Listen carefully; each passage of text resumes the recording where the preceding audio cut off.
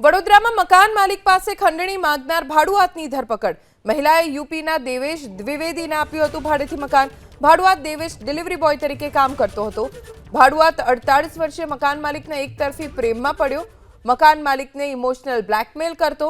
મહિલાએ ઘર ખાલી કરવાનું કહેતા 2 લાખની ખંડણી માંગી।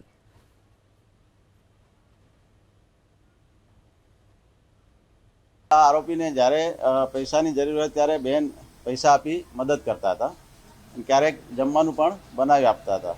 આમ બંને વચ્ચે સારી મિત્રતા થયેલ હતી અને આરોપીને એક તરફી પ્રેમની લાગણી થયેલ, જે બાદ 3 મહિના જેટલો સમય રોકાય આરોપી જતો રહેલ અને તેના 15 દિવસ બાદ આરોપી ફરિયાદીના ઘરે જઈ પૈસાની માંગણી કરેલ।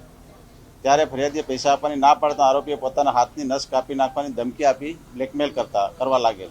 આમ તે વારંવાર આ ફરિયાદીના ઘરે આવતો અને ફરિયાદીને લગ્ન કરવા દબાણ કરતો અને ફરિયાદી લગ્ન કરવાની ના પાડે તો ઝઘડો કરી મારી નાખવાની ધમકી આપતો।